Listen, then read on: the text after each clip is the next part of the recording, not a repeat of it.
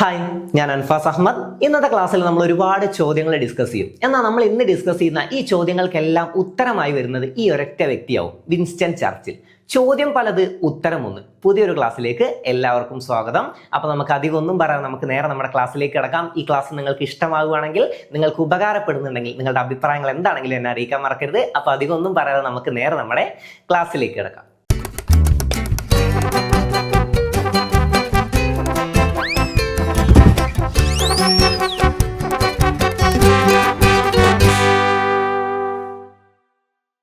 അപ്പൊ നമുക്ക് നോക്കാം. ആദ്യത്തെ പോയിന്റ്, അർദ്ധനഗ്നനായ ഫക്കീർ എന്ന് ഗാന്ധിജിയെ വിളിച്ച ബ്രിട്ടീഷ് പ്രധാനമന്ത്രി. അർദ്ധനഗ്നനായ ഫക്കീർ എന്ന് ഗാന്ധിജിയെ വിശേഷിപ്പിച്ച ബ്രിട്ടീഷ് പ്രധാനമന്ത്രി ആരെന്ന് ചോദിച്ചാൽ ആരാണ്? അത് വിൻസ്റ്റൺ ചർച്ചിലാണ്. അവിടെ ഒരു കാര്യം ശ്രദ്ധിക്കണം, അർദ്ധനഗ്നനായ ഫക്കീർ എന്നറിയപ്പെടുന്നത് ആരെന്ന് ചോദ്യം വരാറുണ്ട്. അത് നമ്മൾക്ക് ഇവിടെ തന്നെ കൊടുത്തിട്ടുണ്ട്. ആരാണ്? ഗാന്ധിജിയാണ് അല്ലെ? ഗാന്ധിജിയാണ് അർദ്ധനഗ്നനായ ഫക്കീർ എന്നറിയപ്പെടുന്നത്. അപ്പൊ അർദ്ധനഗ്നനായ ഫക്കീർ എന്ന് ഗാന്ധിജിയെ വിശേഷിപ്പിച്ച ബ്രിട്ടീഷ് പ്രധാനമന്ത്രി ആരാണ്? അത് വിൻസ്റ്റൺ ചർച്ചിലാണ്. പഠിച്ചു വെച്ചോ, അർദ്ധനഗ്നനായ ഫക്കീർ എന്ന് ഗാന്ധിജിയെ വിശേഷിപ്പിച്ച ബ്രിട്ടീഷ് പ്രധാനമന്ത്രിയാണ് വിൻസ്റ്റൺ ചർച്ചിൽ. അടുത്തത്, സാഹിത്യ നോബലിന് അർഹനായ ആദ്യത്തെ രാഷ്ട്രീയ നേതാവ്. സാഹിത്യ നോബലിന് അർഹനായ ആദ്യ രാഷ്ട്രീയ നേതാവാണ് ആര്? വിൻസ്റ്റൺ ചർച്ചിൽ. സാഹിത്യ നോബലിന് അർഹനായ ആദ്യത്തെ രാഷ്ട്രീയ നേതാവാണ് വിൻസ്റ്റൺ ചർച്ചിൽ. സാഹിത്യ നോബലിന് അർഹനായ ആദ്യ രാഷ്ട്രീയ നേതാവാണ് വിൻസ്റ്റൺ ചർച്ചിൽ. ഭയത്തിന്റെയും വെറുപ്പിന്റെയും മേൽ വിജയം നേടിയ മനുഷ്യൻ എന്ന് ജവഹർലാൽ നെഹ്റു അന്തരിച്ചപ്പോൾ പറഞ്ഞത്. ഓക്കെ, ഭയത്തിന്റെയും വെറുപ്പിന്റെയും മേൽ വിജയം നേടിയ മനുഷ്യൻ എന്ന് ജവഹർലാൽ നെഹ്റു അന്തരിച്ചപ്പോൾ പറഞ്ഞത് ആരാണ്? വിൻസ്റ്റൺ ചർച്ചിലാണ് കേട്ടോ. ഓക്കെ, ഭയത്തിന്റെയും വെറുപ്പിന്റെയും മേൽ വിജയം നേടിയ മനുഷ്യൻ എന്ന് ജവഹർലാൽ നെഹ്റു അന്തരിച്ചപ്പോൾ പറഞ്ഞത് വിൻസ്റ്റൺ ചർച്ചിലാണ്. സാഹിത്യ നോബലിന് അർഹനായ ആദ്യ രാഷ്ട്രീയ നേതാവാണ് ആര്? വിൻസ്റ്റൺ ചർച്ചിൽ. അർദ്ധനഗ്നനായ ഫക്കീർ എന്ന് ഗാന്ധിജിയെ വിശേഷിപ്പിച്ചത് ആരെന്ന് ചോദ്യം വന്നാലും ആരാണ്? വിൻസ്റ്റൺ ചർച്ചിലാണ്. എന്താണ് വിശേഷിപ്പിച്ചത്? അർദ്ധനഗ്നനായ ഫക്കീർ എന്ന് ഗാന്ധിജിയെ വിശേഷിപ്പിച്ചത് ആരാന്ന് ചോദിച്ചാൽ, ഏത് പ്രധാനമന്ത്രിയാണെന്ന് ചോദിച്ചാൽ, ഏത് ബ്രിട്ടീഷ് പ്രധാനമന്ത്രിയാണെന്ന് ചോദിച്ചാൽ ആരാണ്? വിൻസ്റ്റൺ ചർച്ചിലാണ്. ഈ പോയിന്റ്സ് ക്ലിയർ അല്ലേ? അടുത്തത്, 2002 ഇത് ഇമ്പോർട്ടന്റ് ആണ് കേട്ടോ. അർദ്ധനഗ്നനായ ഫക്കീർ നിങ്ങൾ എന്തായാലും പഠിച്ചു വെക്കണം. അതായത് അർദ്ധനഗ്നനായ ഫക്കീർ എന്ന് ഗാന്ധിജിയെ വിശേഷിപ്പിച്ച ബ്രിട്ടീഷ് പ്രധാനമന്ത്രി ചോദ്യം വരും. അതുപോലെ തന്നെ 2002 ഏറ്റവും മഹാനായ ബ്രിട്ടീഷുകാരനായി BBC തിരഞ്ഞെടുത്തത് ആരെയാണ്? വിൻസ്റ്റൺ ചർച്ചിലിനെയാണ് കേട്ടോ. എന്താണ്? 2002 ഏറ്റവും മഹാനായ ബ്രിട്ടീഷുകാരനായി BBC തിരഞ്ഞെടുത്തത് ആരെയാണ്? വിൻസ്റ്റൺ ചർച്ചിലിനെയാണ്. ഒന്നുകൂടെ, 2002 ഏറ്റവും മഹാനായ ബ്രിട്ടീഷുകാരനായി BBC തിരഞ്ഞെടുത്തത് വിൻസ്റ്റൺ ചർച്ചിലിനെയാണ്. ഏത് വർഷം? 2002 ഏറ്റവും മഹാനായ ബ്രിട്ടീഷുകാരനായി BBC തെരഞ്ഞെടുത്തത് ആരെയാണ്? വിൻസ്റ്റൺ ചർച്ചിലിനെയാണ് കേട്ടോ. വിൻസ്റ്റൺ ചർച്ചിലിനെയാണ്. അടുത്തത്, 1940 ടൈം മാസിക പേഴ്സൺ ഓഫ് ദി ഇയർ ആയി തിരഞ്ഞെടുത്തത്. ഓക്കെ, 1940 ടൈം മാസിക പേഴ്സൺ ഓഫ് ദി ഇയർ ആയിട്ട് തിരഞ്ഞെടുത്തത് ആരെയാണ്? വിൻസ്റ്റൺ ചർച്ചിലാണ്. ഉത്തരമൊക്കെ വരുന്നത് വിൻസ്റ്റൺ ചർച്ചിലാണ്. അപ്പൊ 1940 ടൈം മാസിക പേഴ്സൺ ഓഫ് ദ ഇയർ ആയി തിരഞ്ഞെടുത്തത് ആരെയാണ്? വിൻസ്റ്റൺ ചർച്ചിലാണ്. അടുത്തത്, 1945 ബ്രിട്ടീഷ് പാർലമെന്റിലേക്കുള്ള തിരഞ്ഞെടുപ്പിൽ പരാജയപ്പെട്ട പ്രധാനമന്ത്രി. 1945 ബ്രിട്ടീഷ് പാർലമെന്റിലേക്കുള്ള തെരഞ്ഞെടുപ്പിൽ പരാജയപ്പെട്ട പ്രധാനമന്ത്രിയാണ് വിൻസ്റ്റൺ ചർച്ചിൽ. അടുത്തത് ഇമ്പോർട്ടന്റ് ആണ്. 1950 time magazine person of the half century ആയി തിരഞ്ഞെടുത്തത്. ഓക്കെ, ഹാഫ് സെഞ്ചുറി ആയി തിരഞ്ഞെടുത്തത് ആരെയാണ്? വിൻസ്റ്റൺ ചർച്ചിലിനാണ്. നേരത്തെ നമ്മൾ പഠിച്ചു, 1940 ടൈം മാസിക പേഴ്സൺ ഓഫ് ദ ഇയർ ആയി തിരഞ്ഞെടുത്തതും വിൻസ്റ്റൺ ചർച്ചിലിനെയാണ്. 1950 time magazine person of the half century ആയി തിരഞ്ഞെടുത്തതും ആരെയാണ്? വിൻസ്റ്റൺ ചർച്ചിലിനെയാണ്. ഓക്കെ, ഇത് 1950, ഇത് 1940. ടൈം മാസിക പേഴ്സൺ ഓഫ് ദ ഇയർ ആയി തിരഞ്ഞെടുത്തത് 1940 ആരെയാണ്? വിൻസ്റ്റൺ ചർച്ചിലിനെയാണ്. 1950 time magazine person of the half century ആയി തിരഞ്ഞെടുത്തതും വിൻസ്റ്റൺ ചർച്ചിലിനെയാണ്. Winston Churchill. പിന്നെ 2002 ഏറ്റവും മഹാനായ ബ്രിട്ടീഷുകാരനായി BBC തിരഞ്ഞെടുത്തത് ആരെയാണെന്ന് ചോദിച്ചാലും ആരെയാണ്? അത് വിൻസ്റ്റൺ ചർച്ചിലിനെയാണ്. Winston Churchill. അടുത്തത്, മഹത്വത്തിന് നൽകേണ്ടി വരുന്ന വില കനത്ത ഉത്തരവാദിത്തമാണ് എന്ന് പറഞ്ഞതാരാണ്? അത് വിൻസ്റ്റൺ ചർച്ചിലാണ് കേട്ടോ. മഹത്വത്തിന് നൽകേണ്ടി വരുന്ന വില കനത്ത ഉത്തരവാദിത്വമാണ് എന്ന് പറഞ്ഞത് വിൻസ്റ്റൺ ചർച്ചിലാണ്. എന്താണ് പറഞ്ഞത്? മഹത്വത്തിന് നൽകേണ്ടി വരുന്ന വില കനത്ത ഉത്തരവാദിത്വമാണ് എന്ന് പറഞ്ഞതാരാണ്? വിൻസ്റ്റൺ ചർച്ചിലാണ്. വിൻസ്റ്റൺ ചർച്ചിൽ. എല്ലാവർക്കും തെറ്റുപറ്റാറുണ്ട്, എന്നാൽ ബുദ്ധിമാന്മാർ മാത്രം അവരുടെ തെറ്റിൽ നിന്ന് പാഠം പഠിക്കുന്നു എന്ന് പറഞ്ഞതാരാണ്? വിൻസ്റ്റൺ ചർച്ചിലാണ്. നമുക്കുള്ള ഒരു വലിയ പാഠം ഉണ്ടല്ലേ അതിൽ. എന്താണ്? എല്ലാവർക്കും തെറ്റ് പറ്റാറുണ്ട്, നമുക്കും തെറ്റ് പറ്റും, എന്നാൽ ബുദ്ധിമാന്മാർ മാത്രം അവരുടെ തെറ്റിൽ നിന്ന് പാഠം പഠിക്കുന്നു. ഓക്കെ, ഞാൻ ഓരോ ക്ലാസ്സിൽ മോട്ടിവേഷന്റെ കാര്യങ്ങളൊക്കെ പറയുമ്പോൾ, അതായത് മോട്ടിവേഷൻ തരുമ്പോഴൊക്കെ നിങ്ങളോട് പറയുന്ന ഒരു കാര്യമുണ്ട്. പലരും പറയാറുണ്ട് എക്സാം അറ്റൻഡ് ചെയ്ത് പോകുമ്പോൾ, അതായത് മോക്ക് ടെസ്റ്റുകളൊക്കെ അറ്റൻഡ് ചെയ്യുമ്പോൾ എനിക്ക് തെറ്റി പോകുമ്പോൾ ആകെ മൈനസ് ആയി പോകുന്നു. ആ തെറ്റിൽ നിന്നാണ് നമ്മൾ പഠിക്കണം. ഞാൻ എപ്പോഴും പറയും, മോക്ക് ടെസ്റ്റിൽ നിങ്ങൾക്ക് തെറ്റുന്നുണ്ടെങ്കിൽ തീർച്ചയായിട്ടും നിങ്ങൾ സന്തോഷിക്കണം. കാരണം നിങ്ങൾ എക്സാമിന്, മെയിൻ എക്സാമിന് പോയിട്ടാണ് നിങ്ങൾക്ക് തെറ്റുന്നതെങ്കിൽ നിങ്ങൾക്ക് ഒരു പക്ഷേ വേറെ ഒരു സൊല്യൂഷനും പിന്നെ നിങ്ങൾക്ക് അവിടെ ഇല്ല, ഒരു സൊല്യൂഷനും ഇല്ല. പക്ഷേ ഈ മോക്ക് ടെസ്റ്റിലാണ് നിങ്ങൾക്ക് അത് തെറ്റുന്നതെങ്കിൽ നിങ്ങൾക്ക് പിന്നെ ഒരു സൊല്യൂഷൻ ഉണ്ട്.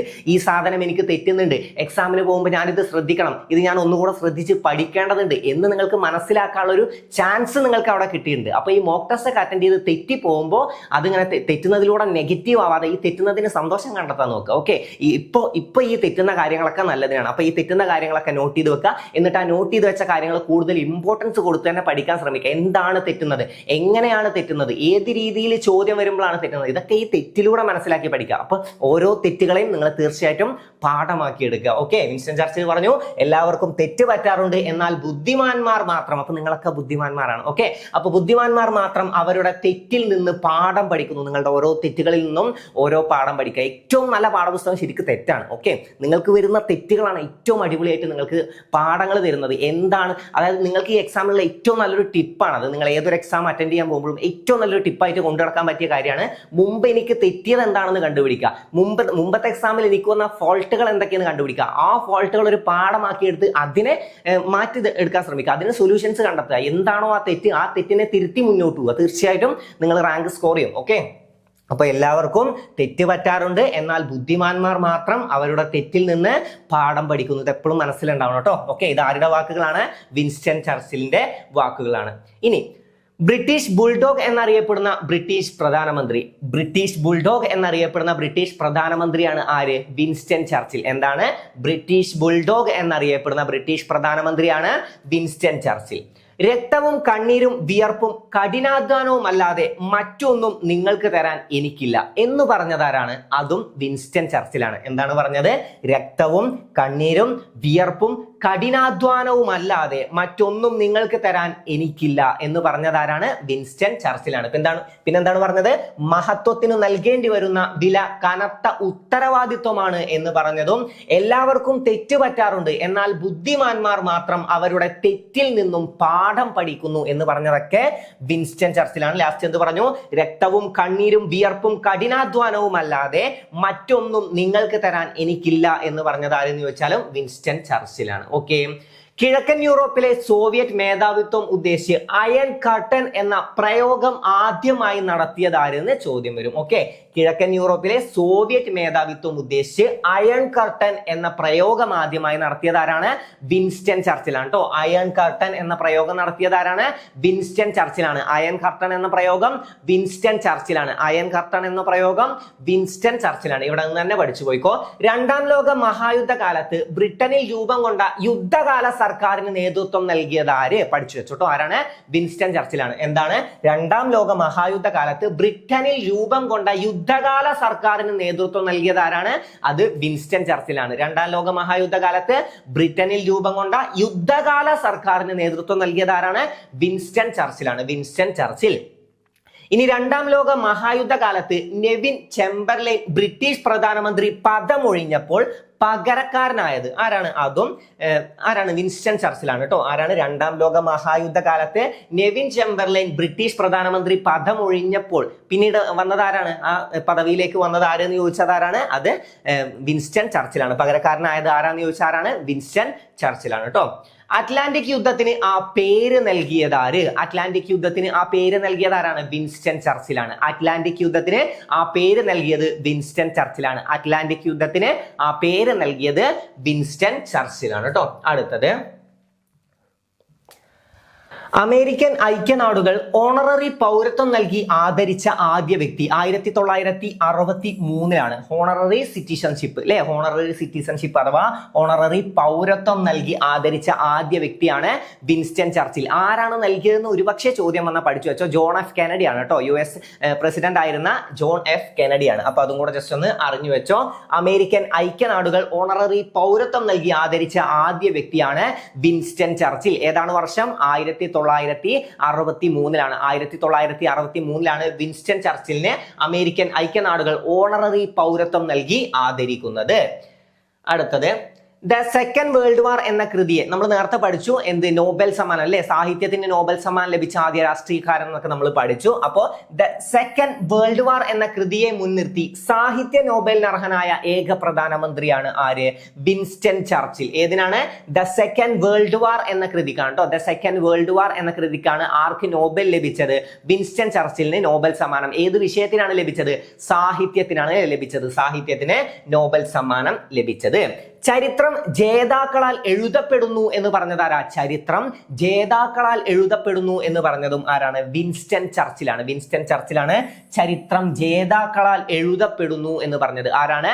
വിൻസ്റ്റൺ ചർച്ചിലാണ് കേട്ടോ. Winston Churchill. അപ്പൊ അമേരിക്കൻ ഐക്യനാടുകൾ ഓണററി പൗരത്വം നൽകി ആദരിച്ചത് എപ്പോഴാണ്? 1963 ആദ്യ വ്യക്തിയാണ് വിൻസ്റ്റൺ ചർച്ചിൽ. വിൻസ്റ്റൺ ചർച്ചിൽ ആരാണ് നൽകിയത്? US പ്രസിഡന്റായ ജോൺ എഫ് കെനഡി ആണ് കേട്ടോ. ജോൺ എഫ് കെനഡി ആണ്. അടുത്തത് ഒരിക്കലും പാതി വഴിയിൽ ഉപേക്ഷിക്കരുത് എന്ന് പറഞ്ഞതാരാണ്? അതും വിൻസ്റ്റൺ ചർച്ചിലാണ് കേട്ടോ.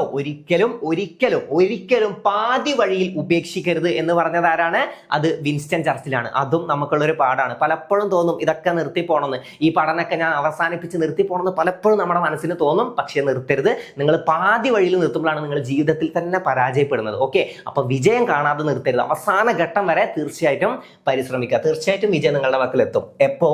പരിശ്രമിച്ചു കഴിഞ്ഞാൽ. നിർത്താതെ കൺസിസ്റ്റൻസി കീപ്പ് ചെയ്ത് നിർത്താതെ പരിശ്രമിച്ചുകൊണ്ടിരിക്കുക. ഓക്കെ, ഇന്ത്യക്ക് സ്വാതന്ത്ര്യം കിട്ടുമ്പോൾ ഹൗസ് ഓഫ് കോമൺസിലെ പ്രതിപക്ഷ നേതാവ് ആരായിരുന്നു? വിൻസ്റ്റൺ ചർച്ചിലാണ്. ഇന്ത്യക്ക് സ്വാതന്ത്ര്യം കിട്ടുമ്പോൾ ഹൗസ് ഓഫ് കോമൺസിലെ പ്രതിപക്ഷ നേതാവാണ് വിൻസ്റ്റൺ ചർച്ചിൽ. ഈ വാക്കുകൾ മറക്കരുത്.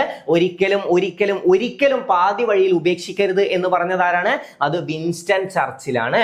ഓക്കെ, വിജയത്തെ സൂചിപ്പിക്കാൻ രണ്ടു വിരൽ ഉയർത്തി കാണിക്കുന്നത്, ഇത് ഇമ്പോർട്ടന്റ് ആണ് കേട്ടോ. ഇമ്പോർട്ടന്റ് ആണ്.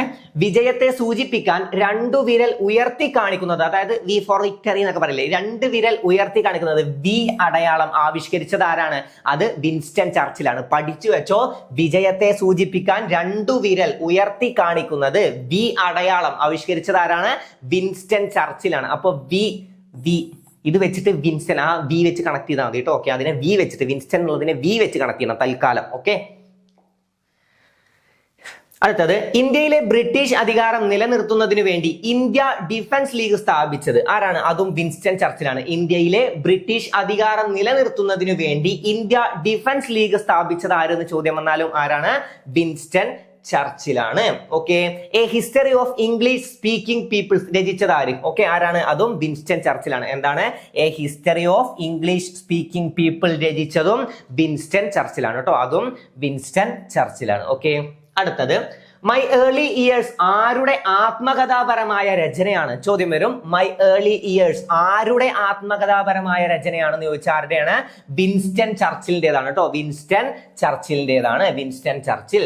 ഐക്യരാഷ്ട്രസഭ രൂപവൽക്കരണത്തിന് പ്രാരംഭ ചർച്ചകളിൽ പങ്കെടുത്ത ബ്രിട്ടീഷ് പ്രധാനമന്ത്രി, അതായത് ഐക്യരാഷ്ട്രസഭ രൂപവൽക്കരണത്തിന്റെ പ്രാരംഭ ചർച്ചകളിൽ പങ്കെടുത്ത ബ്രിട്ടീഷ് പ്രധാനമന്ത്രിയാണ് Winston Churchill. Winston Churchill. The sinews of peace എന്ന പ്രശസ്തമായ പ്രസംഗം 1946 നടത്തിയത് ആരാണ്? വിൻസ്റ്റൺ ചർച്ചിലാണ് കേട്ടോ. ദ സിന്യൂസ് ഓഫ് പീസ് എന്ന പ്രശസ്തമായ പ്രസംഗം ആരുടേതാണ്? വിൻസ്റ്റൺ ചർച്ചിലിന്റേതാണ്. എപ്പോഴാണ്? 1946. മൈ ഏർലി ഇയേഴ്സ് ആരുടെ ആത്മകഥാപരമായ രചനയാണ്? വിൻസ്റ്റൺ ചർച്ചിലിന്റേതാണ്. ഐക്യരാഷ്ട്രസഭ രൂപവൽക്കരണത്തിന്റെ പ്രാരംഭ ചർച്ചകളിൽ പങ്കെടുത്ത ബ്രിട്ടീഷ് പ്രധാനമന്ത്രിയാണ് വിൻസ്റ്റൺ ചർച്ചിൽ. വിൻസ്റ്റൺ ചർച്ചിൽ. അടുത്തത് കിഴക്കൻ യൂറോപ്പിലെ സോവിയറ്റ് മേധാവിത്വം, ഇത് നമ്മൾ പഠിച്ചതാണ് അല്ലെ. കിഴക്കൻ യൂറോപ്പിലെ സോവിയറ്റ് മേധാവിത്വം ഉദ്ദേശിച്ച് അയൺ കർട്ടൻ എന്ന പ്രയോഗം ആദ്യമായി നടത്തിയത് ആര്? നമ്മൾ പഠിച്ചതാണ്. ആരാണ്? വിൻസ്റ്റൺ ചർച്ചിലാണ്. ആട്ടിൻ തോലിട്ട ആട് എന്ന് ക്ലെമന്റ് ആറ്റ്ലിയെ അല്ലെ, ആട്ടിൻ തോലിട്ട ആട് എന്ന് ക്ലെമന്റ് ആറ്റ്ലിയെ വിശേഷിപ്പിച്ചത് ആരെന്ന് ചോദിക്കും. അതാരാണ്? അത് വിൻസ്റ്റൺ ചർച്ചിലാണ് കേട്ടോ. വിൻസ്റ്റൺ ചർച്ചിലാണ് ആട്ടിൻ തോലിട്ട ആട് എന്ന് ക്ലെമന്റ് ആറ്റ്ലിയെ വിശേഷിപ്പിച്ചത്. എന്താണ്? ആട്ടിൻ തോലിട്ട ആട് എന്ന് ക്ലെമന്റ് ആറ്റ്ലിയെ വിശേഷിപ്പിച്ചത് ആരാണ്? അത് വിൻസ്റ്റൺ ചർച്ചിലാണ്. ക്ലെമന്റ് ആറ്റ്ലി നമ്മൾ പഠിച്ചിട്ടുണ്ടല്ലോ അല്ലെ. ക്ലെമന്റ് ആറ്റ്ലി നമ്മുടെ ഇന്ത്യക്ക് സ്വാതന്ത്ര്യം കിട്ടുമ്പോൾ ബ്രിട്ടീഷ് പ്രധാനമന്ത്രി ആരെന്ന് ചോദ്യം വരാറുണ്ട്. അത് ക്ലെമന്റ് ആറ്റ്ലി ആണ് കേട്ടോ. ക്ലെമന്റ് ആറ്റ്ലി ആണ്. ക്ലെമന്റ് ആറ്റ്ലി ആണ് ഇന്ത്യക്ക് സ്വാതന്ത്ര്യം കിട്ടുമ്പോൾ ബ്രിട്ടീഷ് പ്രധാനമന്ത്രി. പിന്നെ ക്വിറ്റ് ഇന്ത്യ സമരകാലത്തെ ബ്രിട്ടീഷ് പ്രധാനമന്ത്രി ആരാണ്? ക്വിറ്റ് ഇന്ത്യ സമരകാലത്തെ ബ്രിട്ടീഷ് പ്രധാനമന്ത്രി ആരെന്ന് ചോദ്യം വന്നാലും ആരാണ്? വിൻസ്റ്റൺ ചർച്ചിലാണ്. ക്വിറ്റ് ഇന്ത്യ സമരകാലത്തെ ബ്രിട്ടീഷ് പ്രധാനമന്ത്രി ആരെന്ന് ചോദ്യം വന്നാലും ആരാണ്? വിൻസ്റ്റൺ ചർച്ചിലാണ്. വിൻസ്റ്റൺ ചർച്ചിലാണ് ക്വിറ്റ് ഇന്ത്യ സമരകാലത്തെ ബ്രിട്ടീഷ് പ്രധാനമന്ത്രി. ക്വിറ്റ് ഇന്ത്യ സമരകാലത്ത് ആരാണ്? വിൻസ്റ്റൺ ചർച്ചിലാണ്. എന്നാൽ ഇന്ത്യക്ക് സ്വാതന്ത്ര്യം കിട്ടുമ്പോൾ ക്ലെമന്റ് ആറ്റ്ലി ആണ്. ഈ ക്ലെമന്റ് ആറ്റ്ലിയെ എന്താണ് വിശേഷിപ്പിച്ചത് വിൻസ്റ്റൺ ചർച്ചിൽ? ആട്ടിൻ തോലിട്ട ആട്. ഇത് പല രീതിയിൽ ചോദ്യം വരും. ആട്ടിൻ തോലിട്ട ആട് എന്ന് വിൻസ്റ്റൺ ചർച്ചിൽ ആരെയാണ് വിശേഷിപ്പിച്ചതെന്ന് ചോദിക്കും. ആരെയാണ്? ക്ലെമന്റ് ആറ്റ്ലിയാണ്. ഇനി ആട്ടിൻ തോലിട്ട ആട് എന്ന് ക്ലെമന്റ് ആറ്റ്ലിയെ ആരാണ് വിശേഷിപ്പിച്ചതെന്ന് ചോദിച്ചത് ആരാണ്? അത് വിൻസ്റ്റൺ ചർച്ചിലാണ്. ഓക്കെ ആണല്ലോ. ഓക്കെ, അപ്പൊ ഒരുപാട് പ്രധാനപ്പെട്ട കാര്യങ്ങൾ ഇന്ന് ഡിസ്കസ് ചെയ്തു. എല്ലാത്തിനും ആൻസർ ആയി വരുന്നത് ആരായിരുന്നു? വിൻസ്റ്റൺ ചർച്ചിലാണ്. അപ്പൊ എല്ലാ ചോദ്യങ്ങളും നിങ്ങൾക്ക് കിട്ടിയിട്ടുണ്ടാവും എന്ന് വിശ്വസിക്കുന്നു. ഇന്നത്തെ ക്ലാസ് നിങ്ങൾക്ക് നല്ല രീതിയിൽ ഉപകരിച്ചിട്ടുണ്ടാവും എന്ന് വിശ്വസിക്കുന്നു. പല മോട്ടിവേറ്റഡ് ആയിട്ടുള്ള വചനങ്ങളും നമ്മൾ വിൻസ്റ്റൺ ചർച്ചിലുമായി ബന്ധപ്പെട്ട് നമ്മൾ ഇന്ന് പഠിച്ചു. ഒരുപാടെണ്ണം നമുക്ക് പകർത്താനുള്ളതാണ്, നമ്മൾ മനസ്സിൽ തന്നെ കൊണ്ടു നടക്കാൻ കൂടെ ഉള്ളതാണ്. അപ്പൊ ഇന്നത്തെ ക്ലാസ് നിങ്ങൾക്ക് നല്ല രീതിയിൽ ഉപകരിച്ചു എന്ന് വിശ്വസിക്കുന്നു. ക്ലാസ് നിങ്ങൾക്ക് ഉപകാരപ്പെട്ടെങ്കിൽ, നിങ്ങൾക്ക് ഇഷ്ടമായെങ്കിൽ നിങ്ങളുടെ അഭിപ്രായങ്ങൾ എന്താണെങ്കിലും എന്നെ അറിയിക്കാൻ മറക്കരുത്. അപ്പൊ ഇതുപോലുള്ള മറ്റൊരു ക്ലാസ്സുമായി നമുക്ക് വീണ്ടും കാണാം. Thank you.